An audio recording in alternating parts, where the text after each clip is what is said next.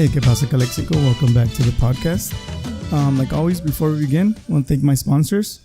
I want to thank my anchor sponsors, my friends Jake and Sergio. Thank you guys for sponsoring the podcast. I also want to thank David Gastelum. If you're thinking of buying or selling a home in the Imperial or San Diego counties, make sure you contact David Gastelum, 760-235-9576.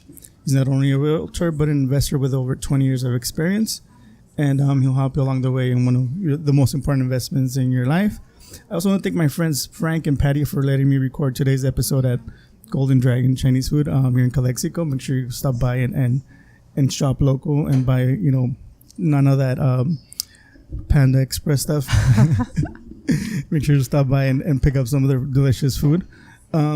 Today for episode 21, I have somebody really special. I'm kind of surprised that, being somebody that's a big YouTube fan and, you slid through the cracks and I didn't really hear about you too recently. A shout out to Mi Calexico because that's the first play I heard from you. Today's guest is Bernadette Plazola. Thank you for being here. Thank you for having me. I'm so excited. Bernadette is a musician, YouTuber, teacher. Yes. And what do you think about the term creator or influencer? Because that's sometimes what they call right. YouTubers now, influencers. Yeah, right? YouTubers, Instagrammers get called influencers, but it seems like when the term influencer is used as a negative term, I don't care. I don't care. Yeah. I mean, I know that I think we're more of marketers, right? And that's what marketing does. And so, yes, I do get sent instruments to use. And the objective of the brands is so that they will be purchased. And so I think that's what the influencers do. And I think the derogatory term for influencer came from the fact that people could never tell if the influencer or the creator genuinely liked the product or if they were just using it because they were getting paid. Yeah. That's what I think. I'm not sure. Yeah, I think so. Before we begin with, the whole YouTube and all this, can you tell a little bit about yourself? You grew up here in Calexico, I take it? Yeah. I grew up just outside of town here in Calexico on Cole Road. Oh, wow.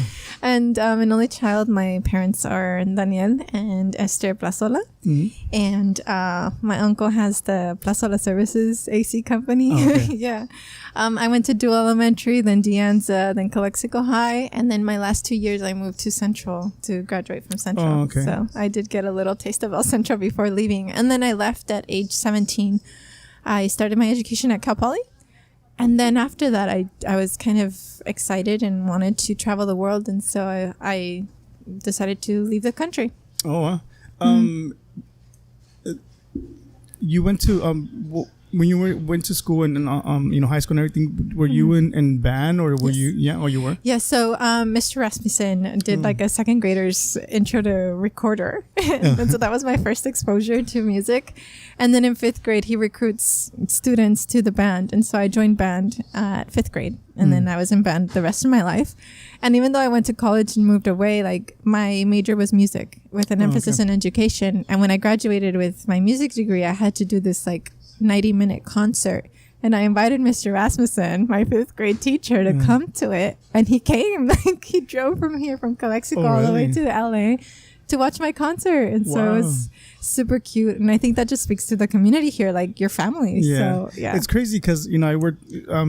We were talking yesterday, and you're you look familiar, and it's because I worked at the Anza for almost 20 years, and I remember you.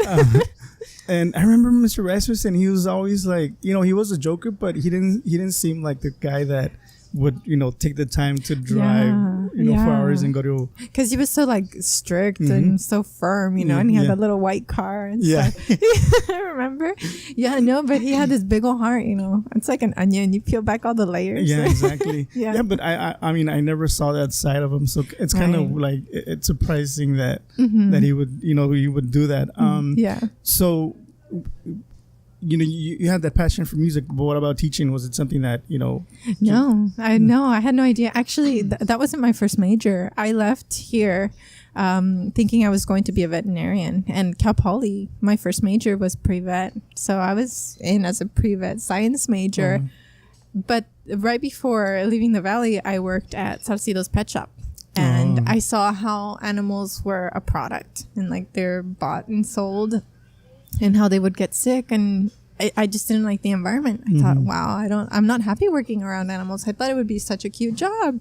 And I love animals and I love doing good deeds and saving them. And that's not what the business was. Yeah. And I thought, whoa, I'm not going to be happy in this job. I'm always going to be concerned for animals and their health and how they're being treated. And I thought, okay, like I can still help animals, but I think I should choose a career where I'm going to feel fulfilled every day, you know, because I could just see myself going down this dark path emotionally and psychologically. And so I had to think quick because I wanted to change my major as soon as possible and not waste any time. And I thought, well, music's always made me happy. Like, I guess I could pursue a career in that.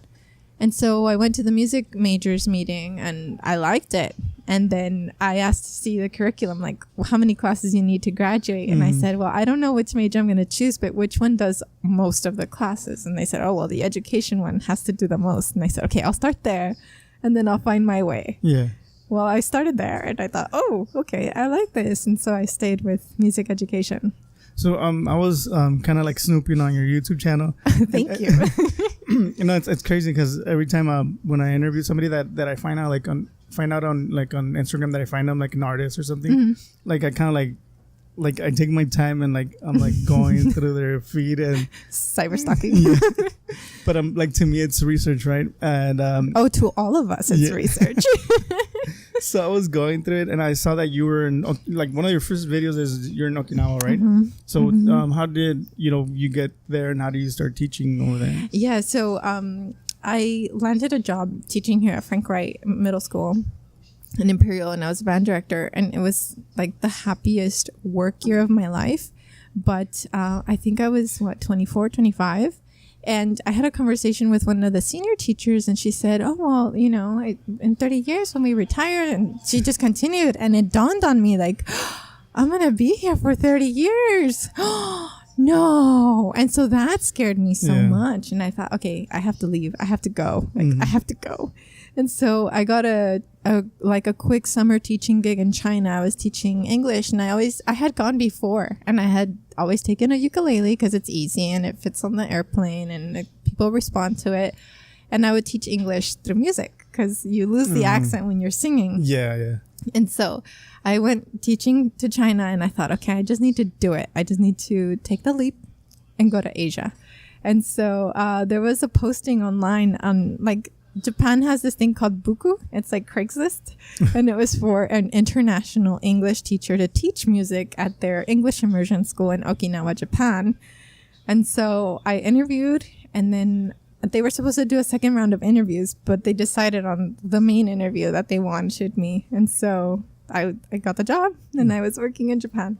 And the ukulele, was it something that, you picked up as a kid, or something that came out? No. A friend had given me a ukulele because guitar was really difficult. And so he thought, oh, ukulele will be easier for you. But when I was majoring in music at Cal Poly, I was on financial aid and grants and loans and scholarships and everything. And I thought, if I'm paying for the education, I'm going to take as many classes as I can. Like, I want to milk this. And so I had no free time. I was taking a course load and a half, like almost a double course load. And the universities have a cap on how many units you can take because students, when they have too much of a unit course load, either they fail or they commit suicide or they need psychological help. And so they have a cap. And so I was right at the cap at the most units I could take. And so I didn't have time for the ukulele. So it became a wall hanging. When I moved to Japan and I was going to teach music, I was so excited to teach music to Japanese children because in my mind, I thought, oh, these are prodigies. Yeah. And they're going to be great. And I got there and they had little xylophones and maracas, like little egg shakers. And they said, okay, this is your music class. And they had a CD player. And basically what they wanted me to do was push playback on the songs and kind of karaoke style they would sing. And I thought, that's not music education. This is karaoke. No way am I going to teach this. Children can do much more than that. And I had just been teaching band, flutes and saxophones and marching and like all of the fun stuff. And I thought, I can't do this. Like, I did not move all the way over here to do this. And so I did a little quick budget proposal for 15 ukuleles, half a class set. And they bought them because it was a private school and they had the resources too. And the kids loved them. They loved them. And then I made a request for pianos. And then I made a request for guitars. And I started building this little ensemble where we had all of these instruments in the classroom. And even though it was really fun to work at this Okinawan school in Japan, and even though it was international and half the staff was internationals, like people from all these different countries, I started feeling burnt out because we were working under the Japanese system. Okay. And the Japanese work ethic is really different. And I was getting burnt out. And so I decided I need to work somewhere else. Mm-hmm. And the thought of leaving my children was really sad. And so I decided to start a YouTube channel so that they could continue learning with me ukulele, but I would be away from them. And so we could keep in touch that way. And I made the channel before leaving that school. And the kids started really liking when I played my videos in the classroom. Even though I was in the classroom, they wanted to watch me teach from YouTube. Yeah. That was more entertaining to them. If I was in front of them teaching, I would have most of them listening. But when I pushed play on a video that I had recorded saying exactly the same things, all of them were paying attention. Yeah. And I thought, wow, the screen is really, really resonating with the kids of this age. And instead of rejecting it and being like, oh, there's nothing like human contact, I thought, no, I'm going to use it. So I would record the lessons, push play on YouTube, and then I would walk around the classroom and help the kids who needed individual help. Oh, okay. So it was like having two of me in the classroom. And then people started watching the videos and saying like, wow, you teach at a really slow pace. And I was teaching at a slow pace because my students were learning English as a second language. And they were elementary kids. So I had to teach really slowly and one thing at a time, like just one concept per video. And so the world started noticing the channel and it started growing that way. Crazy. Mm-hmm. That's crazy. Yeah. So that's how, because one of my questions was like, how or when did you decide to start a YouTube channel? Mm-hmm. And I mean, it's crazy. That's the reason and how you started it. Mm-hmm. So because I was looking at the videos and you have really beginners courses. Yes. So do you have people that have reached out to you that have been like, you know what, because of you, I had never played a ukulele, but now Oh yeah, I get those daily, every day. So I was growing on the channel and I decided to go part-time and I started working at Kadena Air Force Base in Okinawa. But now I was working under the U.S. government with U.S. politics and ethics and everything. And so I was much more comfortable with that. I guess the biggest hurdle with the Japanese system is that you have your work hours, 8 to 5. If you arrive at 8, you're late. And if you leave at 5, you're leaving early. And so I thought, oh, wow, then I need to get here earlier and leave later. But I was doing the same amount of work. And it wasn't until about a year into the job that I realized, no, you just kind of go to work early. You have breakfast. You socialize. You work a little bit and then you take a nap and then you work a little bit and then you go and have lunch with friends. It's a very much you kind of live at work and you enjoy the life at work. And if you're taking a nap at work, it's because you're working so hard. Whereas I'm the kind of person that if you're at work, you're working. You do socialize a bit here by the water cooler, but you're working. Yeah. Your work hours are work hours. And so I was getting exhausted. And so I went to work at Kadena Air Force Base, and that was an American school for American children, and they respected the hours. I was supposed to be there at 12 and leave at 3:30. And so because it was a part-time job, I was able to dedicate full-time effort into YouTube. And the channel was starting to grow. It grew to 2,000 subscribers. And by January, I had hit 7,000 subscribers. It was a New Year's resolution from 2017. And the next January, I had 7,000, which to me felt like a world of subscribers. And then by the summer of that year, a year and a half into it, I'm at 15,000 subscribers. And I'm getting kind of annoyed that it's not growing faster. Because in my mind, I knew it was going to be big. I just needed to find the video or the videos that would make it. And then I had this idea, I should make a 30-day uke challenge for beginners, starting from day 1. How to hold it, and day 2, how to tune each string, and that's it. That's all I would teach on day 2, and then day 3, just how to hold one of the strings to make one chord. And I thought, but by day 30, you're playing that really famous Somewhere Over the Rainbow song by the big Hawaiian guy that everyone has seen. And so I thought, this is a good principle, right? Begin with the end in mind. It's one of the 7 habits of highly effective people. And I thought, if I can kind of backwards organize this challenge to start somewhere so simple and end somewhere so attractive, like that's what people want to play when they play the ukulele. They want to have that in their repertoire. I thought, if I do this, it's going to be a hit. But there was one contradiction. On YouTube, when you publish content almost too frequently, you lose a little bit of the viewership. Yeah. And so I was going to go against that, and publish a video a day for a whole month. And I committed to it, and I marketed it, and I promoted it and everything. And then I got a little scared, like, oh, what if I do day 1 and nobody shows up? But I was like, no, you can't think like that. Like, think about how this content on YouTube lives for years and years and years. And so hopefully it will continue to. But I did it anyway.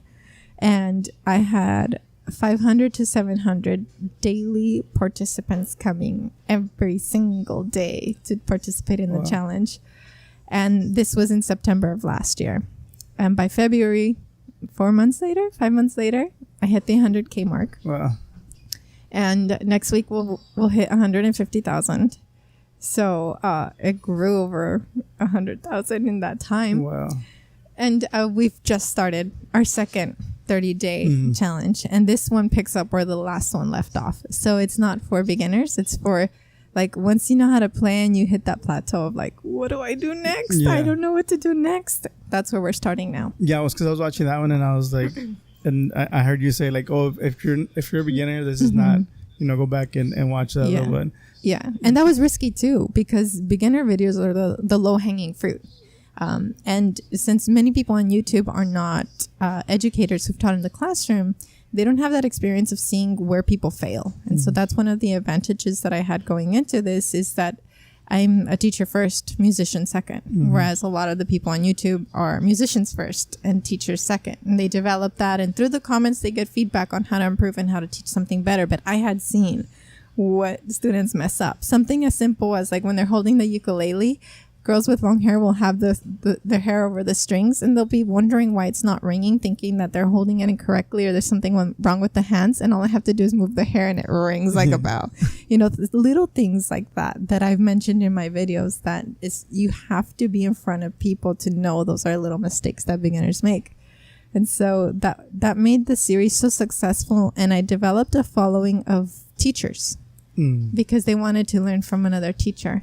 And they wanted that structure. Like, every day, I know what I'm going to do. There's objectives. There's a goal. And then there's a long-term goal. So there's a daily goal and there's a long-term goal.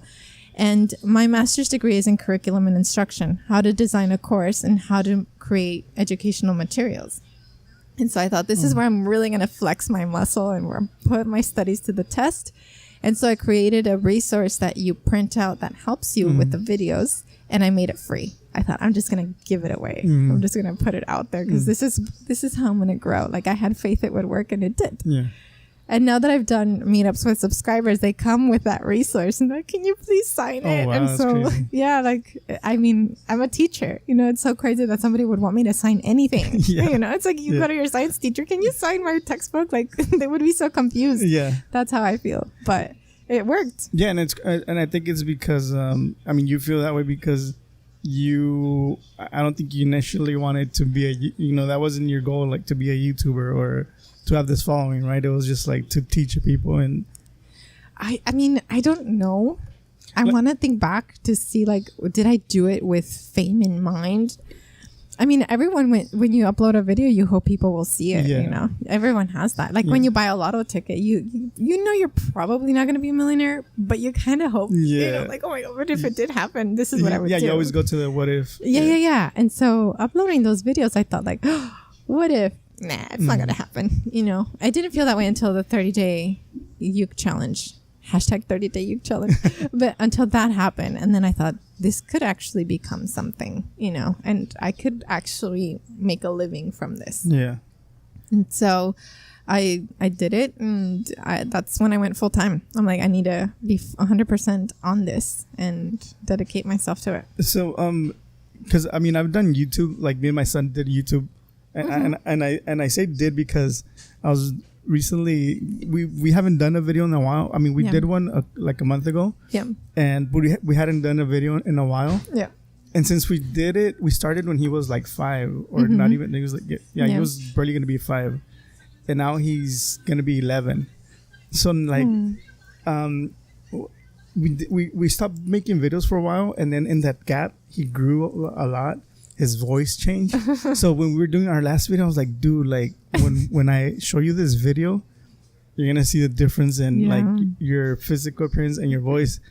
And but I think that he's kind of growing out of the, you know, me and him making videos, and so it's kind of like bittersweet because you missed it. And but the thing is that, you know, we've been doing it for so long, and so at the beginning it was more of a, you know, having something for me and him to like kind of do, and I've always liked, you know, creating stuff, and since he was like really into YouTube. He's still really into YouTube. Yeah. I thought, you know, it would be a good thing for me and him to do. Maybe if he wants, he can share the videos with his friends, and you know, maybe get a little following, right? Because I mean, I did think like, you know, maybe, and because at the beginning I was like, you know, if we ever, you know, make any money, I'll give it to you or save it for college or whatever. But like, you know, in 5 years we've done like 500 videos, and you know, we never got like, you know, we have like 300 subscribers. So like, like it's crazy, like for me to think that, you know, like you started as, oh, I'm going to show these, you know, videos to my class. And then it went to like, to this like snowball where like, and now you're at 150,000. I was like, wow, it's crazy. Like, I mean, to me, it's been like, especially when I see your 30-day challenges, like for a while, I wanted to do videos every day. And I was like, man, it was so stressful. Like, because we started doing, Today in History videos, so we would get we would get facts, and we would talk about the facts, people's birthdays and stuff like that. So like it was a daily thing. But like for me to like look for the facts, look for pictures to put on the videos, edit and upload, like it was like editing. I think that people don't really understand, because a lot of people say like, oh, he makes videos on YouTube. They don't really understand how much work goes into. And I was looking at yours, and you know, there's a lot of like, you know, you have where it's you, where it's your hands, and then you have the notes and stuff like that. Like you do all that yourself? The screen is divided, so there's the image of me playing it, and then there's a close-up of my hands, so that's another shot, a different camera angle, and then there's of course the audio, and then the music that we're doing, or the whatever concept I'm talking about. The screen is split in several parts, and when the channel started picking up, I did get an editor to help me with some of the videos, and so the editor was doing about half of them and I was doing another half, and I picked someone from the community that had editing skills, because I thought I need someone who knows me and who has consumed my content as just a fan to help me make the content. And then what happened was I started getting disconnected from my own channel, because I was filming and then just sending it away. And then I had gotten someone to make the printable resources. So I would just tell them what song, and then I would send it away and just wait for it to come, which I thought was the dream. I thought if I'm just in front of the camera teaching and I send all the work stuff out, then I'll be great. I started making less stuff instead of making more, which is now I had more time. I started making less. And I started being less invested in the comments and less invested in what people had to say. And I thought, oh, wow, I need to go back and be doing like the dirty work of this. You know, I need to be doing the editing and like putting all of those hours into it. And 1 minute of video takes about 1 hour of work. And so a 10-minute video is about 10 hours of work. And if you're thinking about like how many videos I have to put out this month, and they're all about 7 minutes long, that's a lot of work that's going into it. And most of it is editing, you know? Yeah, because the shooting part is, you know, I guess, quote unquote, the easy part. And it's going back to like when people say like, oh yeah, he makes videos, but if you think about it, you're like your own like production company. Because I mean, you have to do some kind of a script like to talk about, you know, lighting, audio, edit, like all this stuff, like even promotion. I mean, even like creating a thumbnail can be a pain in the butt sometimes. And then once the video is filmed and once it's edited and once it's done, quote unquote, you're not done. Like you have to upload it, and then you have to share it everywhere you can and try and get people to watch. And then when people are watching, you have to engage with the comments, at least if you really want your community to feel cared for, and if you want them to feel noticed and come back, you know, if you want them to come back and create the loyal following. For me, I feel like sometimes the work begins after the video is posted. And then and I try to share intentionally, so you won't see all of my videos shared on my Facebook page or even on my Instagram page or even on my feed. My Instagram feed looks nothing like my YouTube channel. It's really different because I want to be intentional with what I'm sharing. You know, no one likes being like told, go click on this and go watch this on this other platform. Like, no, I'm on Instagram. I want to be on Instagram. I'm on YouTube. I want to be on YouTube, you know? So yeah, it's a lot of work that happens even after the video is published. No, and even like with me with the podcast, like it's you know, editing the audio whenever I do the video. And for some reason, a lot of people like watching the podcast, you know, the video format instead of listening to it. Right. Like, to me, it's better like to listen to it because like you have it on your phone, you're walking, you're driving, you hear it on the radio, whatnot. But a lot of people are like, hey, when are you gonna upload like this episode? I'm like, you know what? I'll do it. You know, go listen to the audio version. But you see, like Joe Rogan's got his podcast, and sometimes I'm listening to it and I'm like, no, I have to see this guy, like who he's interviewing, and I want to see the facial expressions because so much happens between the spoken part, you know. And I guess for him it works because, well, I mean, he's got millions of subscribers. Of course, yeah. I don't have that many subscribers, and to me, like, I get a little bit of a sponsorship when they go to the audio. Because I do it through Anchor, so Anchor, you know, lets me put in a little commercial from them on my audio. So like they give me, I mean, it's not a lot, but you know, every little bit counts, right? Right. And maybe like whenever I get the 1,000 subscribers on YouTube, then I'll probably like do it on a regular basis. But I mean, even that's like a self-feeding loop. Like, you're not putting it on YouTube, so you're not gonna gain the subscribers. You know, it's one of those things. Like, you have to put the count. At least in my opinion, you have to show people what you're making, and it, you know, be okay with it being free at first. But to me, I feel that I would rather, because here in the Valley, I feel like, you know, not a lot of people listen to podcasts, and there's a lot of podcasts there's a podcast for everybody out there, and I feel like I would rather, you know, the community, you know, get more used to this platform than the video platform, because it's so much easier to listen to, you know. Like I said, like if you're out walking your dog, you know, well, it's easy for you, but you never know. You never know what's out there. And I mean, for me, I thought like, okay, YouTube is going to be my main thing, and I'm going to make YouTube content. And then I started hearing about how Instagram is a great marketing tool. I thought, I don't want to do another thing. Like, I'll just put bits of my video on Instagram. And that wasn't really helping, and it wasn't really taking off. I had like 700 followers, and I thought, like, this is not worth it. Like, why am I spending so much time and energy to put into a platform where I don't have a lot of followers? And then I don't care. Like, I want to grow my YouTube. And then something clicked for me. I don't know what it was. I think it was the NAMM show, which is the National Association of Music Merchants. And it's a show in LA I was invited to. And basically, it's all of the brands that are making new products for the year. And then all of the distributors. So you have the manufacturers, and you have the distributors, and you have the retailers, and they're all sharing what's coming for the next year. And they invite artists to play that instrument or that new piece of technology so that it sounds good and it's appealing to the buyers and the retail. So it's this whole like cycle, this ecosystem that I had no idea about. And in that world, Instagram is where all the brands were at. And I thought, if I want to make this a business, I need to work collaboratively with the brands. And there are certain brands that I want to notice me, and they're not going to watch a 10-minute YouTube video. They're going to scroll through an Instagram photo though, or through a 10, 30, 60 second video. And so I thought, okay, I'm going to take Instagram seriously this year, and I'm going to start uploading content for Instagram. And that's when it happened. It just started growing and growing and growing. Now we're at, I don't know, 27,000 maybe, something like that. And getting 500,000 impressions per week, which is insane. And all of the brand deals that I've landed were because they saw me on Instagram and then went to YouTube. So putting out the content in Instagram where I don't get monetization, it had to be a leap of faith. Like, okay, I'm going to make this content and I'm not really going to reap a reward except for the, the dopamine effect I get from getting new followers. But there's not going to be a monetary incentive. But you know what? I'm going to reach more people. Yeah. And those people are going to be curious about it and then come to the YouTube channel. And that's where it happened. And so that's what I've been trying to do. I'm not really good at Instagram. But I kind of follow a lot of people that I want to try and reach out to. And, hey, teach me how to, be cool like you on Instagram. Oh, my gosh. Like Carla Cordero, I said, she does really good, stuff on Instagram.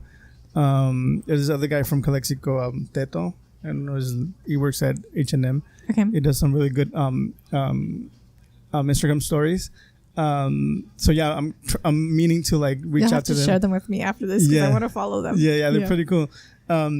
And yeah, I mean, Instagram has been like something that I really want to like start doing because I see like a lot of people, especially the younger crowd that are into Instagram, and it's hard to, especially here. I wanted to ask you this.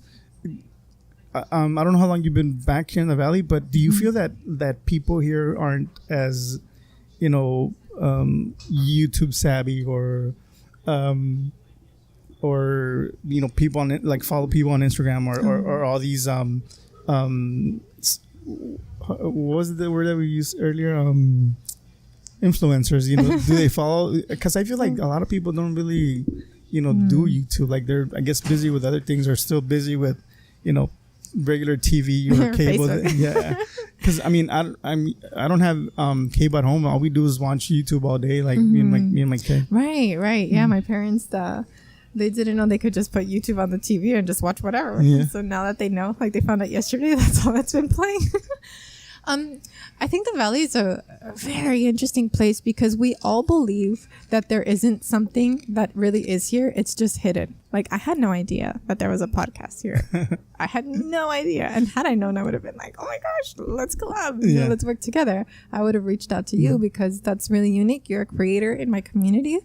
And so I would have loved to know that. I had no idea until you reached out. So thank you for reaching out. No, thank you for being here.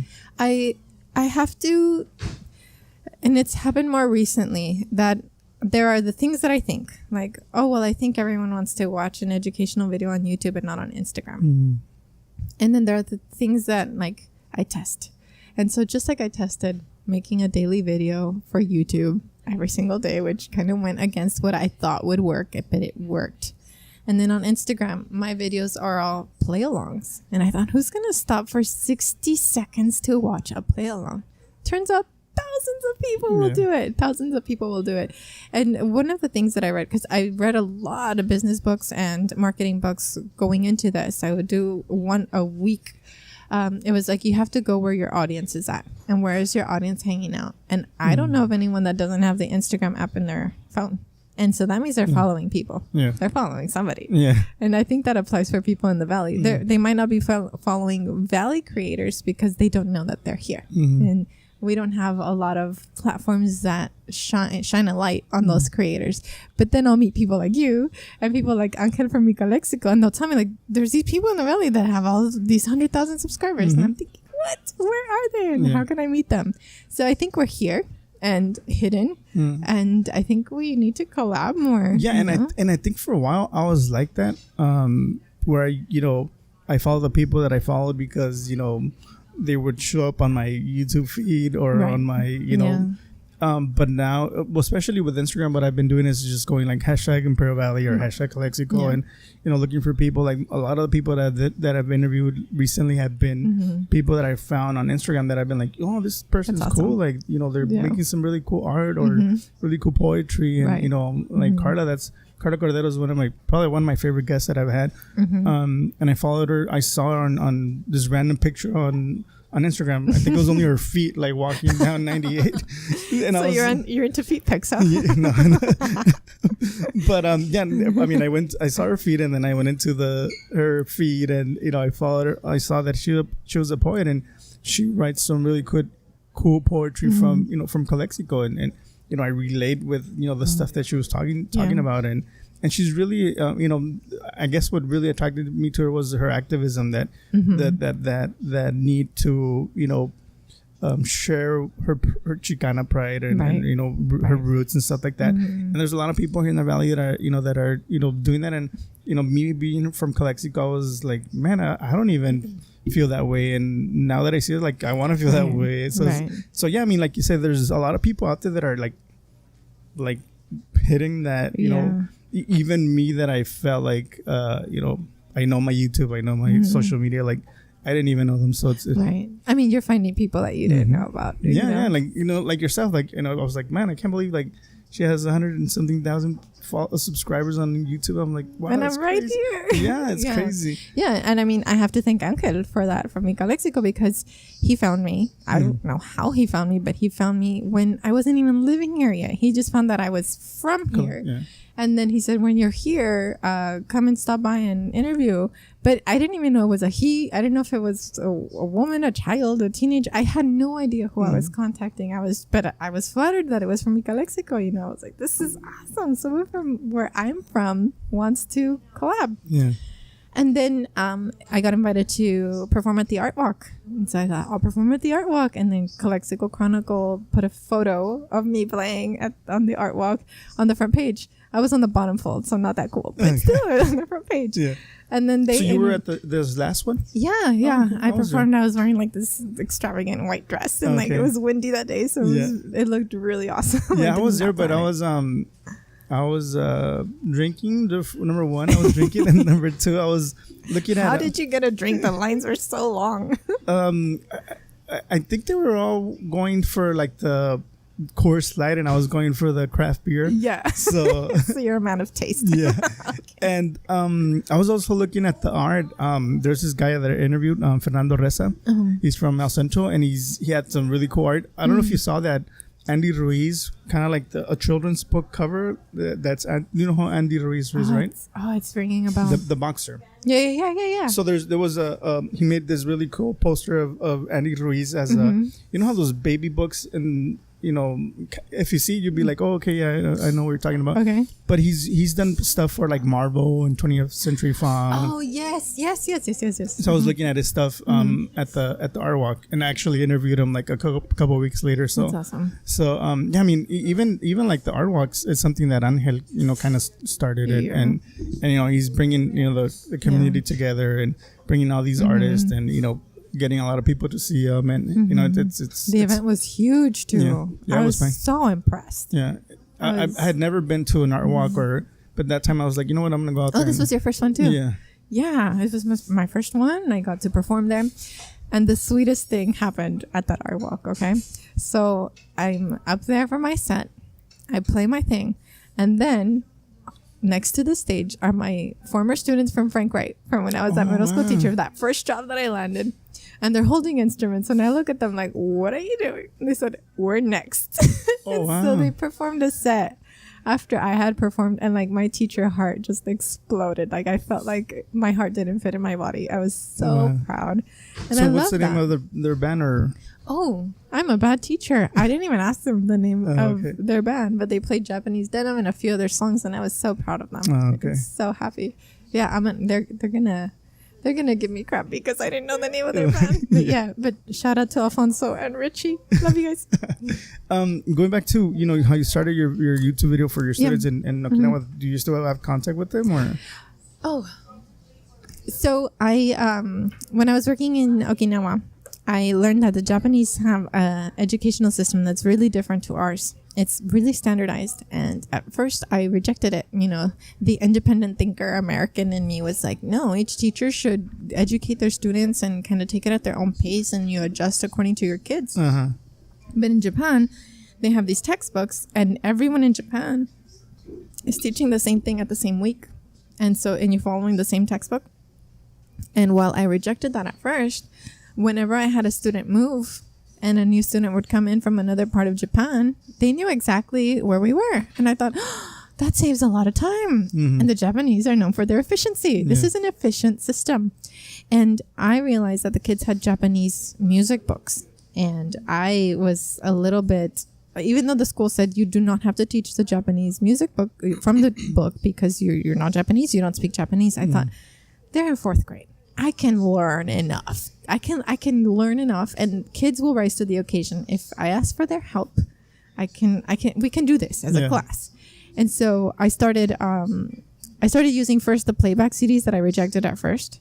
And then I started learning the syllabary, because there's just not an alphabet, it's a syllabary. So each character represents a set of syllables. And I thought, I can learn this. And so I learned the syllables.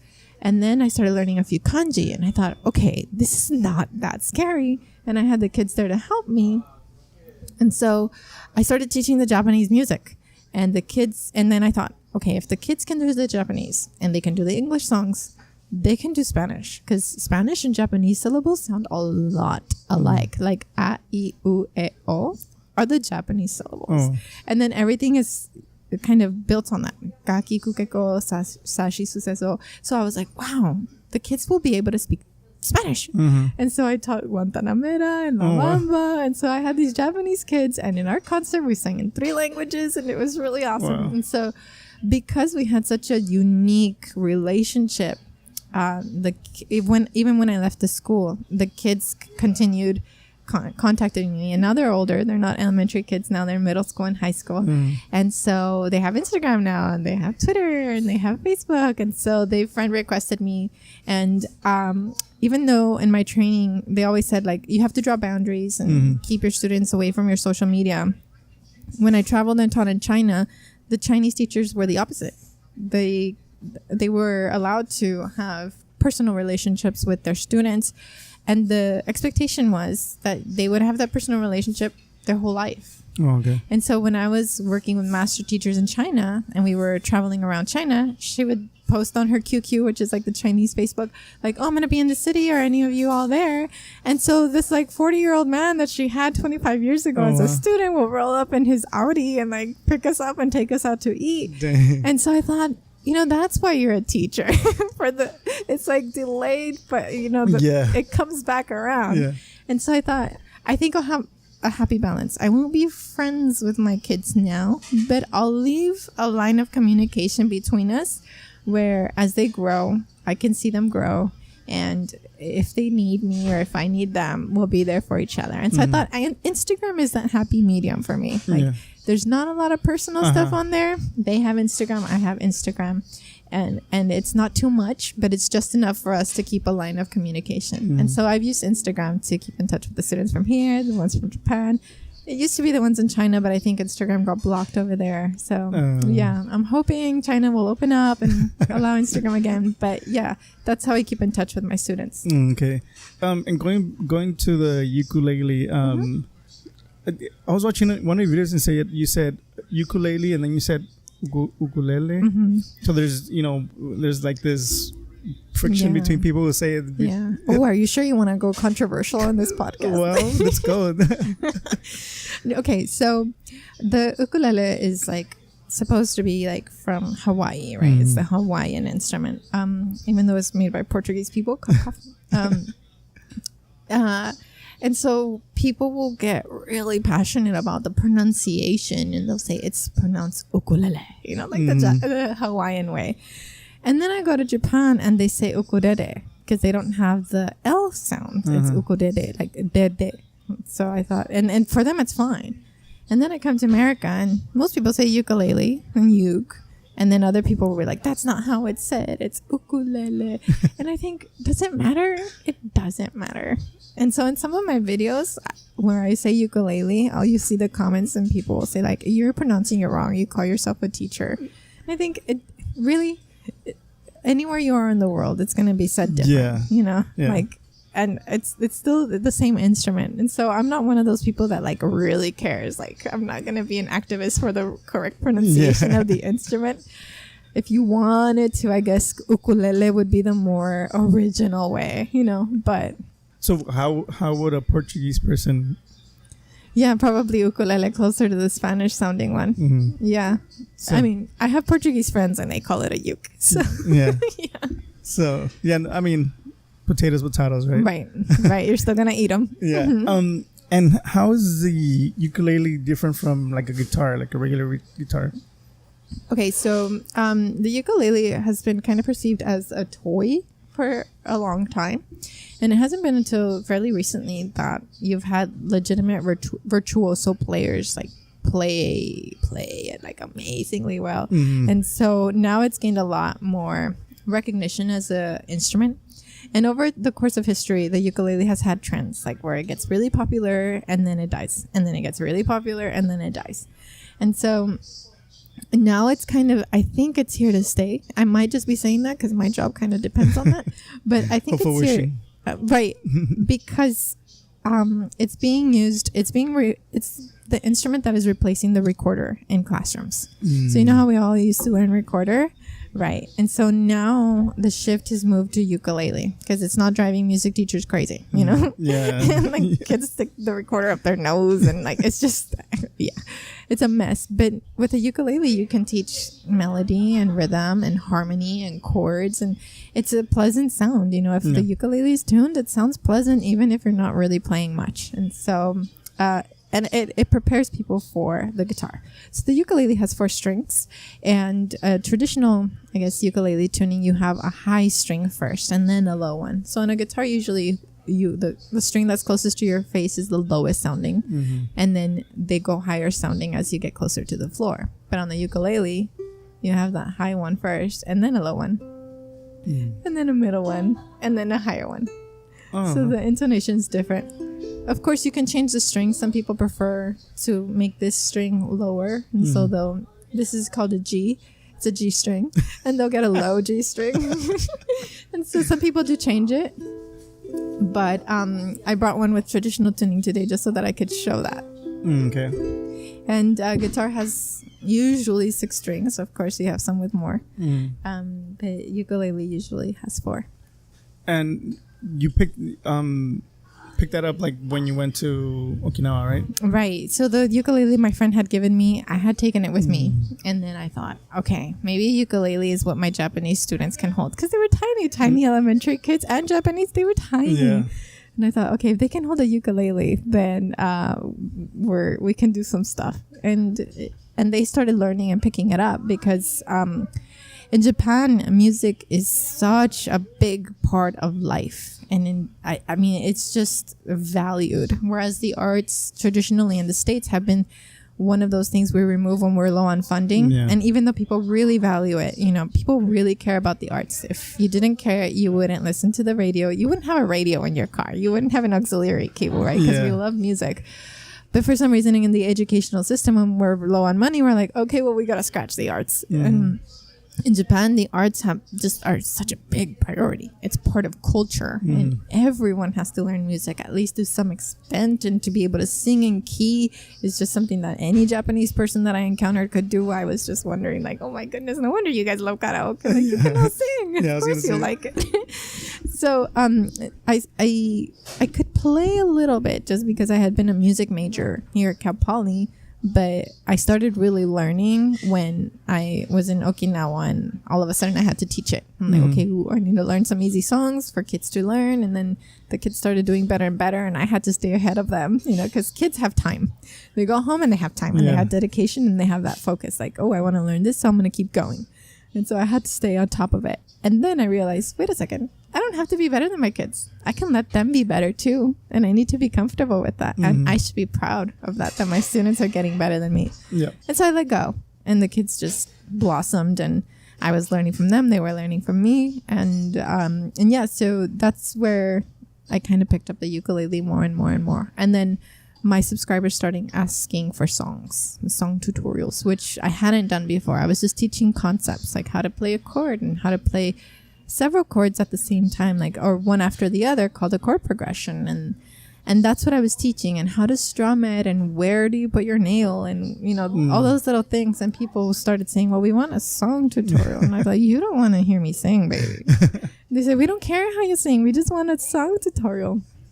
And so it was because of the subscribers in the channel and people requesting things that I started kind of branching out of my comfort zone and doing more. Yeah. Do you think that somebody needs a high quality ukulele to learn how to play it, or No, but also the toy ones and sometimes the ones that you see at retail stores won't hold tune. And so what I look for when I'm looking for a quality ukulele is I want something that where the tuners will hold, because sometimes I'll tighten and then the strings will be so tense that they'll loosen. And then another thing that I'm looking for is the action, and so that's the height from the string to the fingerboard. If that height is too high, then it's going to be painful when you play a chord. And so those are the two kind of basics that I look for. Will it hold tune, and will it be comfortable to play? Because if it's not comfortable to play, which is what I see in a lot of the cheapo ukes, then you're not going to play it because it's not going to be rewarding. Mm-hmm. Yeah. Mm-hmm. But there are the $40, $50 ukuleles that I recommend for the people who are on a budget, or for the people that are from countries where $40, $50 is a lot of money, and so they have to save up for it. But that's another reason why I host a lot of giveaways in my channel. There's always a giveaway going on. And I first didn't want to do giveaways because I didn't want to attract people just for the giveaway component. But as I started seeing people upload videos of themselves playing what I was teaching, I thought, if they had a better uke, this would be so much easier for them. I would see them struggling, holding the strings and see a little pain, but they were pushing past it because they were so determined. And so I would contact brands and say, hey, can we send this person a uke? And I'll make video and I'll do the marketing part that I know you want, because you want to seem nice. That's fine. I will play your game too. But, the goal is to get these people ukes that really need ukes. And so they would say yes. And so I don't think you need an expensive uke to really be successful with the instrument, but you do need one that works. Mm-hmm. Have you done any kind of like a video where you say like, oh, this is a good intermediate budget or budget one, or yeah. So I've actually received a lot of pushback on that from okay.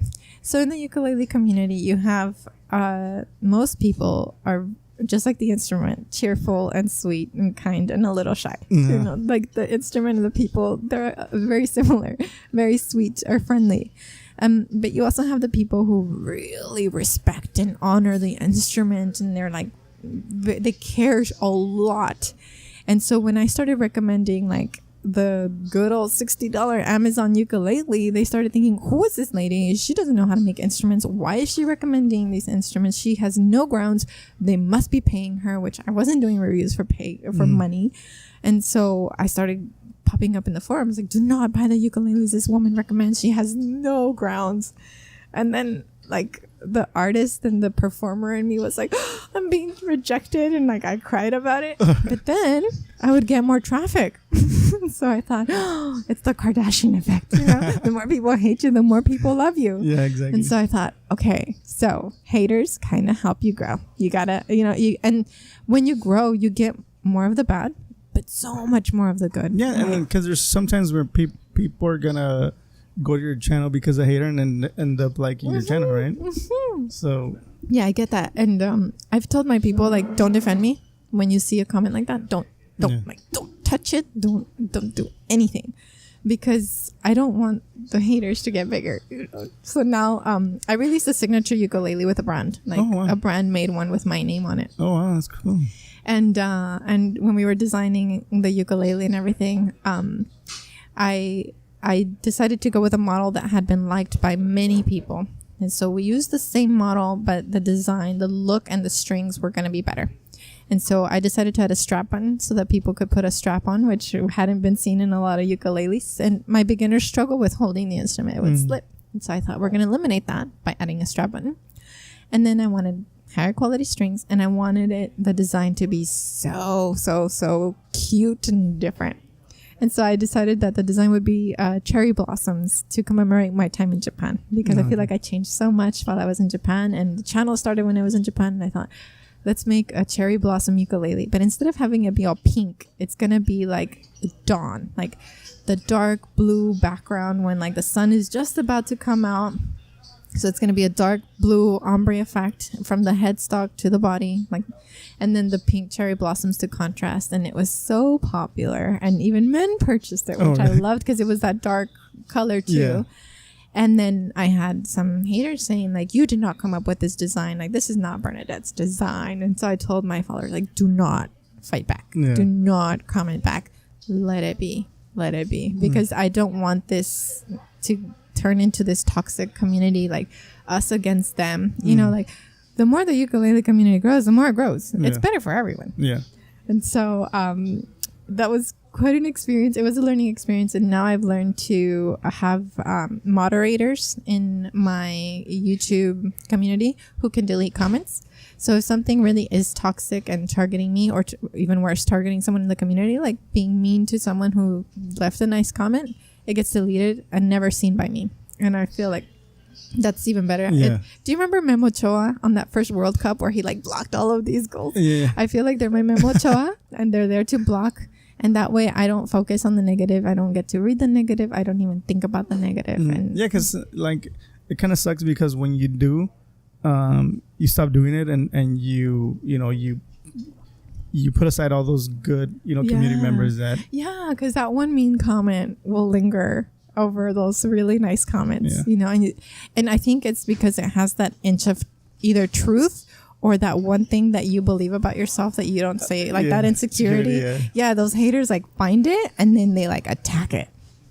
And so some of the ones that I struggled with were like, oh my God, please stop singing. And I don't like my singing voice. And so when someone says like, please stop singing, I used to think, oh my gosh, yes, I'm going to stop singing because this person told me not to. Yeah.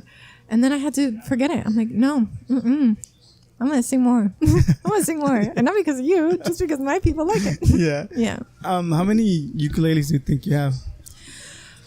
Oh. Okay, so the other day I tried to count them and I think I have over 40, like 42 maybe. But every time I move, I can't move with all of them. Yeah. So I give a bunch of them away. And I'm glad you asked, because the reason I've hung on to so many this time around is that I want to start a ukulele group here in the Valley. Oh, wow. And these are quality ukes. My channel has now gotten to the point where I can turn brands down if I don't like their customer service, their business ethics, or how they communicate with me, or how they communicate with their audience, or if their product is not a quality product, because I can see that now. Like now that I play a new ukulele every week. And so now it's really obvious to me when a ukulele is good and when it's not. Yeah. So I'm able to filter out all those other brands and all those other products, and now I have really great ones. And usually I give them away, but I'm hanging on to them because I want to start a ukulele club, a ukulele ensemble here in the Valley that meets weekly, and where I'm teaching so that I'm still gaining that experience. I'm sharing that with people from the Valley. And hopefully we get to the point where we're performing around here for charity events, raising money to give to like the Humane Society or to anything like that. Oh, cool. That's cool. Actually, my son today had a meeting because he's going to join band. He's in the 5th grade.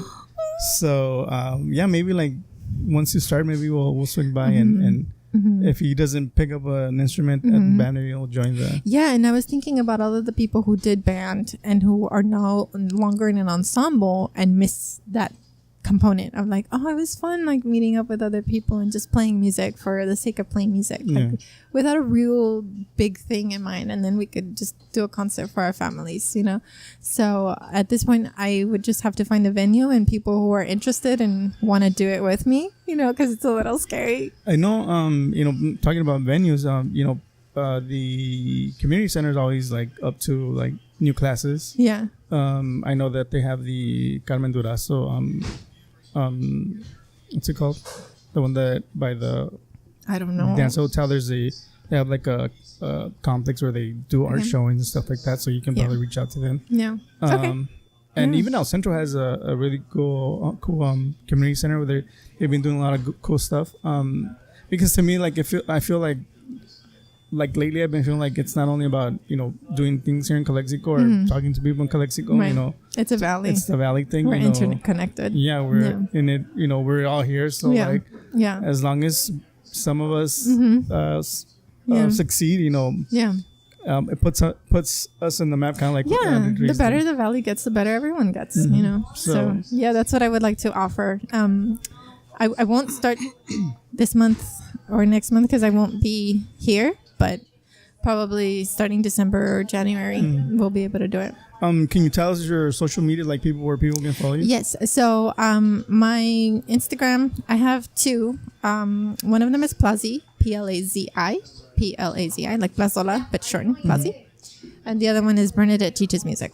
And that's my YouTube as well. So, because I follow you on Plazi, which one's the one where you put your, like, which one's more of your, like, the one tied to your YouTube or to your... Bernadette Teaches Music is a little bit more tied to the channel. It doesn't even show my face. It's just like my hands playing music and you play along with it.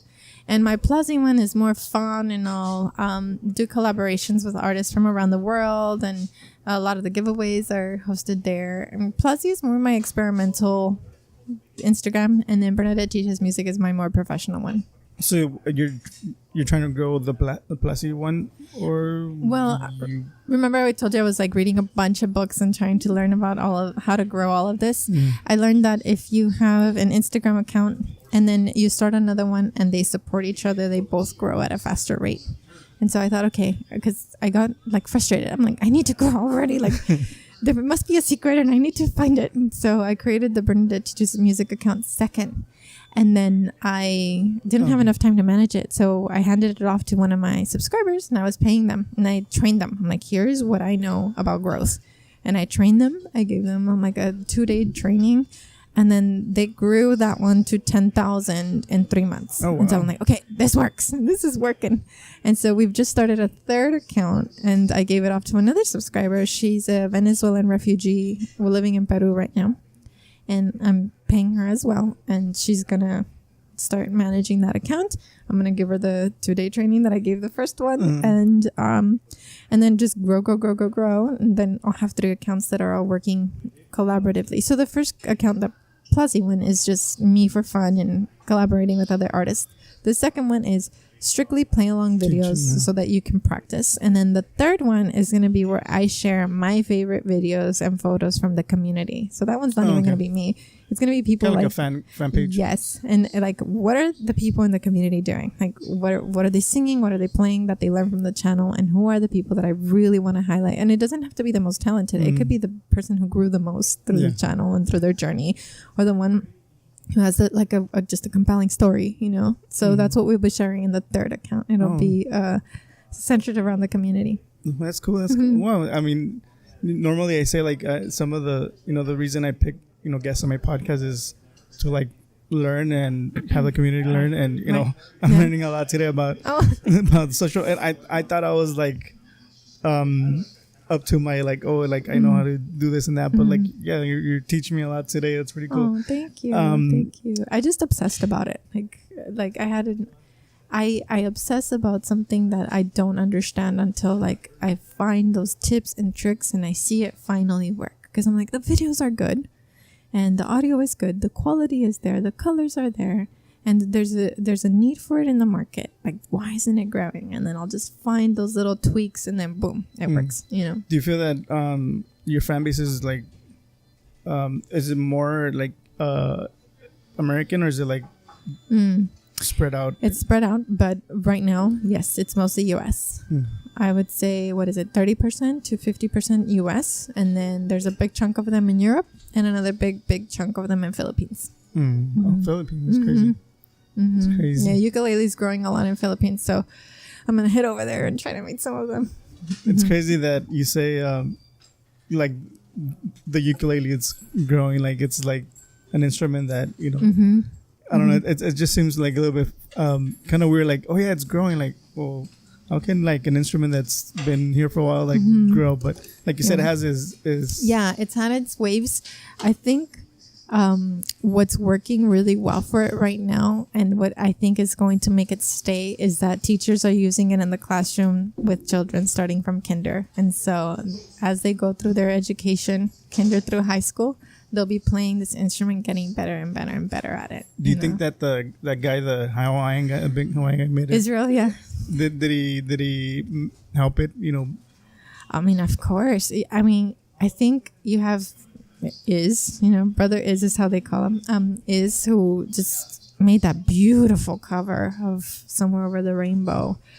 And so people love it, and people make that their wedding song, you know. And then you have people like Jake Shimabukuro, who is the Japanese American who played While My Guitar Gently Weeps on a ukulele in Central Park, and someone just filmed it on their cell phone, and now he's huge, like he's royalty in our community.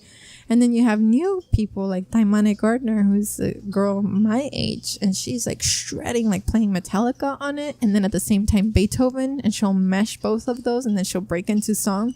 And so you have these incredible artists who are just showing the capability of the instrument. It's not all like holding hands kumbaya. Yeah, it is that too. Yeah. But it's such a crazy flexible instrument. And then Grace VanderWaal had her American Idol audition with her little ukulele, and she wrote a song called I Don't Know My Name. And then all of these girls just like just went to the ukulele, and they wanted a ukulele. And then 21 Pilots did the Can't Help Falling in Love video, and that gave it another burst. And it's just like it's had all of these legitimate crazy artists just use it, and people get hooked, Yeah. And like you said, it's a really fun, sweet, gentle, it's kind of it might sound corny, but you hear it, and like the cover that over the Somewhere Over the Rainbow, like you hear it's like, man, it kind of makes you want to cry, like the way it's like super sweet, and like you see this big guy singing it, and it's right, yeah. And I get that question too, like I'm a little overweight, or like I have a large chest, can I play it? I'm like, hey, Iz can play it, you can play it. You actually have a friend, he's a teacher at Southwest, Tamayo. He has, you might know him, he has dreads, and he's a teacher at Southwest. And one time we were at a party at a friend's house, and he broke out his ukulele and started singing. I was like, wow, that's super cool. Yeah, and he's big too. So like, like you said, it's like, I think it looks even cuter when a big person has it. I don't want to say it. It's okay, you can say it. But yeah, because it's like he's so big, and like he has this little. And like you said, it looks like a toy, but has this really nice melody that And then like George Harrison from the Beatles played the ukulele. Paul McCartney still plays it. So I don't know, it's just really cool. I like the instrument, and the fact that like as soon as you hand it to someone, they're like, oh, it's so cute, it's so fun, and they're hooked. It's a drug. Yeah. So hopefully like for anybody that's interested, and maybe like in the future joining this group that you want to form, make sure to follow her on Instagram, and keep an eye out for that, because that'll probably be super fun, to have this group, and play the ukulele. It'll be super fun. Yeah, and I would like to target it mostly towards adults, older teens and adults that just want a musical activity in their life. Yeah, that'll be fun. That'll be fun. So, like I said, you asked me how long is it gonna be, and it's been over an hour now, an hour and 10 minutes more or less. Yeah. Like I said, like when the conversation is like fun and flowing, like you lose track of time like this. Yeah. Especially for me, it seems super fast, because you have all this YouTube background, like this Instagram, like now that you're doing like all this Instagram, like you're somebody that you don't it seems like you don't take this like oh no, you're like really vested into and like going back to what I said about people saying like, oh yeah, she makes videos on YouTube, like it's like for you it seems like it's I mean, that's the tip of the iceberg. The screen time is the tip of the iceberg. Exactly. Yeah, like I mean the editing, the planning, like especially those 30-day challenges must be a toll, like because I remember watching Casey Neistat, where you used to blog every day, and tell a story every day. I mean, and the editing he does is like amazing, like just like, I can't imagine like doing that like for so long, and but yeah, like I want to commend you for that, because it's I don't know, like it seems like I'm speechless, because like I know how much it takes. I know how long it takes to like edit the video, export it, upload it, make sure you get the right the description in the video, shoot it out to all these places. Like it's and now I'm working with brands, and so brands like, well, this brand asks for this many videos per month, and this brand asks for this many videos per month, and so now I'm like, okay, which brand am I going to use today? And like, well, you know, which brand am I going to gently turn away because their instrument's not the best? And so there's also managing that PR component, you know, that is new. And I mean, like you said, you have your people that do your Instagram, but like when it comes to YouTube, like it's all you, and it's the Plazi Instagram is all me, but the other ones I do have help with, because it would just be too much. Well, anything else that you would like to add before we? Well, I mean, I'm super proud of you because you have this podcast and you're finding local treasures, you know, and I'm so excited that there is something like this in the Valley. So I want to commend you for that. Oh, thank you. I mean, I just wish that a lot more people would, get into the platform of podcast, and a sense of listening, and following people, because there's other podcasts here in the Valley. There's this guy who has a podcast called I Ate. Okay. And he's from San Diego, but he's from El Centro, but he works in San Diego. So his podcast is called I, like interstate, ate, but he ate as in eat. Oh. And I asked him, why is it I ate? Oh, it's a funny way of saying I ate the interstate. But he does a lot of local artists, but in terms like of music, rappers and stuff like that. And then there's Calvin Olivas. He does kind of like a I don't know if he does it weekly or daily, where he just talks news, sports, stuff like that. And then there was my friend Gil. He had a small town news podcast. I wish he comes back, because he's super good at what he used to do. But there's a lot of people who are creating out here in the Valley. I think we need to start a movement then, like we Imperial should. Valley Creators #. And if you're a listener of this podcast, I'd like to encourage you to share the screenshot of you listening to this podcast on your Instagram and on your Facebook, because for these things to keep going, the creators do really need to grow and reach more people, and the only way to reach more people is through word of mouth. So it's all in the listener to share. Well, I mean, it's a great point. I'd never thought about that, which kind of shows your expertise in this field. I'm just very impatient. Like, I know it's out there, like we can grow this. It's just like how. And I think I'm like that, but I'm not proactive. I'm like, there's people out there that should listen to this, or that would like this, but maybe they'll find it in the future on their own. No. I'm like, I'm gonna find a way to get in front of you. And I'm not like that, and I need to be more like that. But thank you for taking the time. I really enjoyed our talk. For having me. Like I said, I learned a lot today. Not only about you, of all the things you've done. Traveling to Okinawa, and how you started your YouTube, and how it's grown, and how much you've done so far. And I know you're gonna do way more. Thank you for your time, and I want to encourage everybody to follow her on Facebook, on Instagram, on Bernadette YouTube. teaches music everywhere. A lot of good content. And if you want to learn, how to play the ukulele, check out her 30-day challenges. And special thanks to the Golden Dragon for hosting us too. Yeah, exactly. So they have cool. some really good nice tea. Yeah. I'll take a swig of my tea. But thank you guys for listening. And see you guys in the next one. And if you're a creator, reach out. Yeah, reach out to us. Definitely. All right, guys. See you guys in the next one. Bye. Bye.